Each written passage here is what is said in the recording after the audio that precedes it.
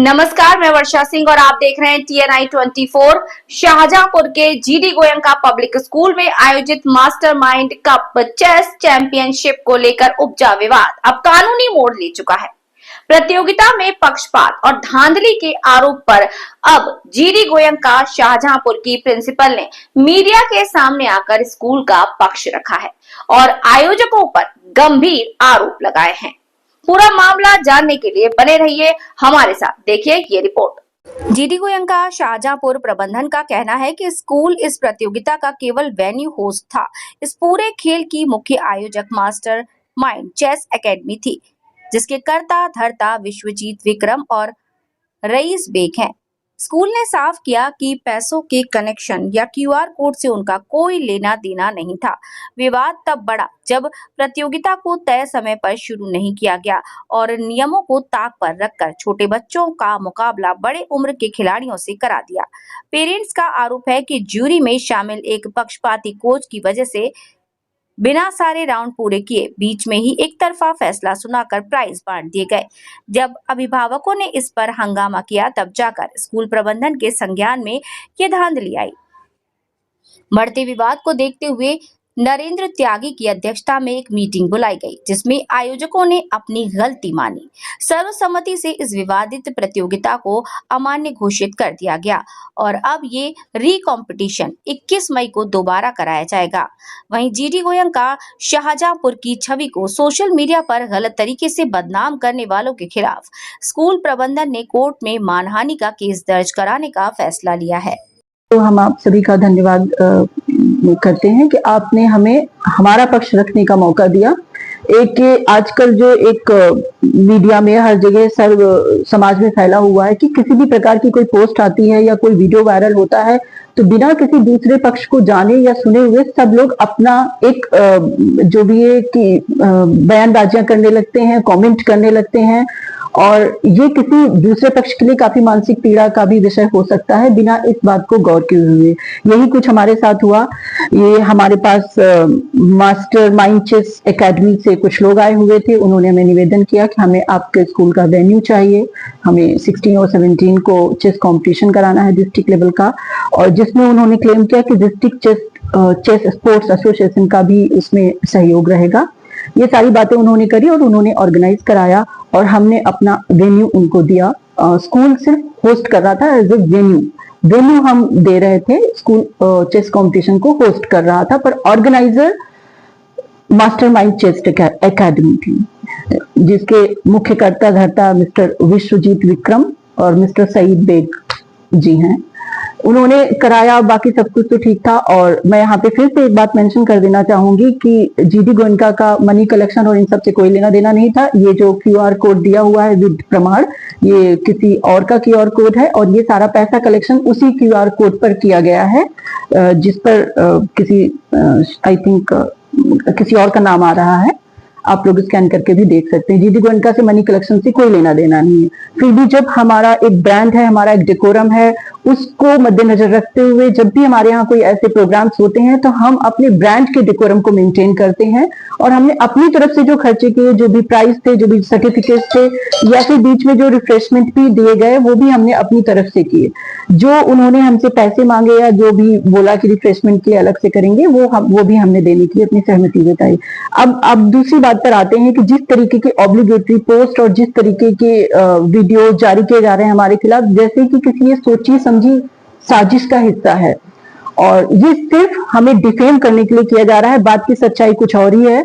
GD Goenka अपने अनुशासन के लिए जाना जाता है और उसी को ध्यान में रखते हुए सबसे पहले तो कंपटीशन का टाइम 8:30 बजे से दिया गया था, जो कि शुरू लगभग 10:30 बजे से किया, जिस पर मैंने आपत्ति जताई कि टीचर्स सुबह से आ चुके हैं और पार्टिसिपेंट्स भी आ रहे हैं, समय का पालन किया जाए।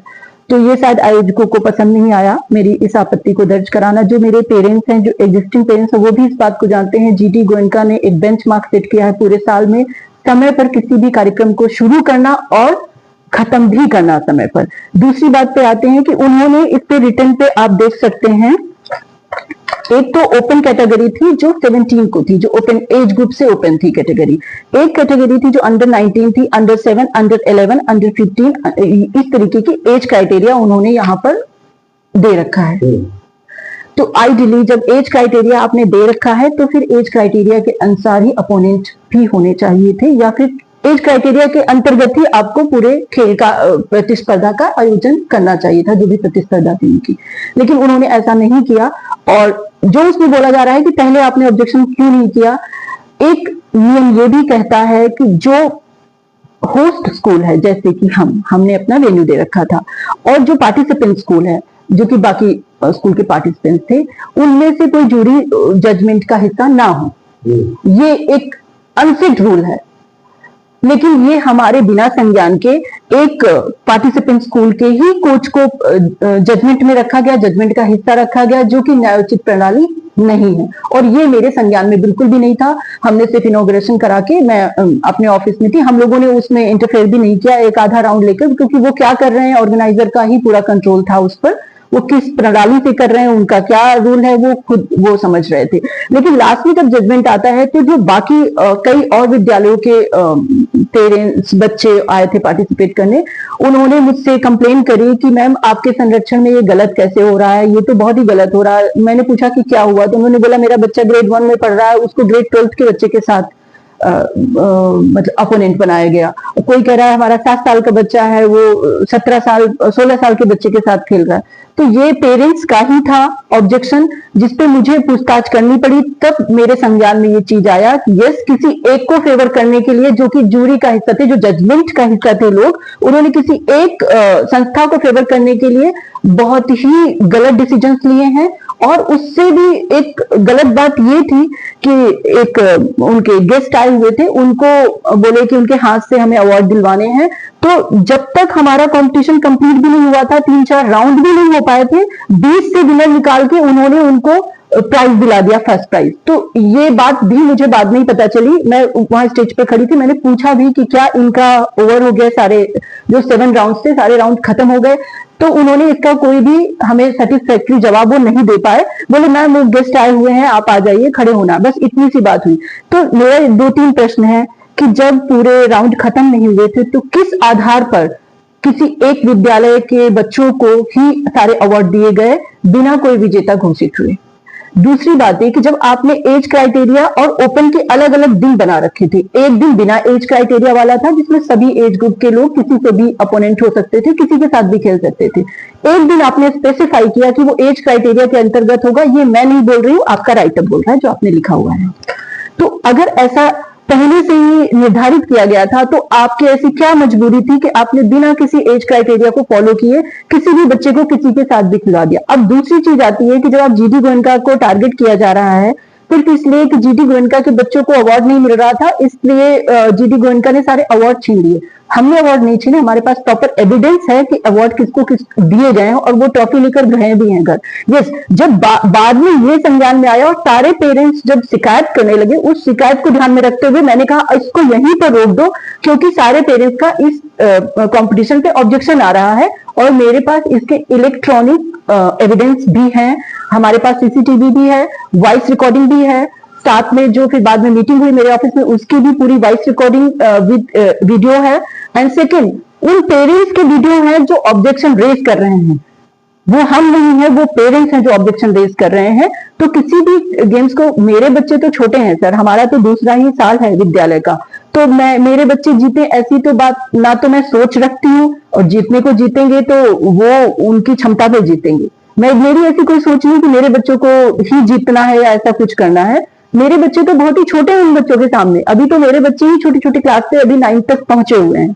तो ये उसमें शामिल करना कि इन अपने बच्चों को जिताना चाहते थे, इसलिए ये बिल्कुल निराधार और बिल्कुल ही गलत है। फिर ऑब्जेक्शन आपने किया, उसके बाद क्या हुआ? जब मैंने ऑब्जेक्शन किया है तो जो मिस्टर नरेंद्र त्यागी जी थे और आई थिंक विनय गुप्ता जी भी थे, क्योंकि मैं चेहरे से नहीं पहचान पा रही हूँ, पर ये नरेंद्र त्यागी जी थे, उनकी अध्यक्षता में एक मीटिंग हुई मेरे ऑफिस में जिसमें ये सारे जो विश्वजीत थे, सईद बेग और बाकी लोग भी बैठे हुए थे और कुछ पेरेंट्स भी उसका हिस्सा थे, शायद पेरेंट्स ही रहे होंगे क्योंकि काफी हंगामा हो चुका था पेरेंट्स के द्वारा। तो ये मीटिंग ऑर्गेनाइज करी गई, उसमें नरेंद्र त्यागी जी की अध्यक्षता में ये इन सब ने फिर स्वीकार किया कि हाँ गलती तो हुई है, सबका एक्सेप्टेंस इस बात पर हुआ कि गलती हुई है, माना। और माना, फिर एक लाइन लिखवा दी गई कि भाई ये जो है नलीफाई किया जाता है आज का कंपटीशन। अब इसको 21 तारीख को, 21 मई को 11 से 3 बजे के बीच में री कंपटीशन होगा, दोबारा होगा। उस पर उन 4-5 जो ऑर्गेनाइजर्स हैं उन्होंने अपने साइन किए हैं उस रिटन पेपर में। यस, मेरे पास है वो, उसके पे साइन किए और इस बात पे सर्वसम्मति से सबने इस डिसीजन को एक्सेप्ट किया कि हाँ गलती हुई है तो उसको करेक्ट किया जाए, अदरवाइज जो खेल संघ है उसका नाम खराब होता है। तो इस बात पर बात खत्म हुई और हम लोग भी शांति से रहे। दूसरे दिन का भी जो उनका था ओपन वाला, वो शांति से संपन्न हुआ। हम लोगों ने उसमें कोई भी ऑब्जेक्शन नहीं रेज किया। अब जब हम लोग उसके लिए संपर्क, और एक बात और थी जो उसी मीटिंग में तय हुई थी, इस खेल आज के और खेल प्रतिस्पर्धा से लेकर किसी भी प्रकार का पोस्ट, किसी भी प्रकार के विजेता घोषित नहीं किया गया है। तो जो जब नलीफाई हो चुका है तो कोई प्रकार की पोस्ट ये सब नहीं करेगा। किसी पक्ष के द्वारा किसी और पक्ष को डिफेम नहीं किया जाएगा, क्योंकि ये सर्वसम्मति से डिसीजन पास हुआ है।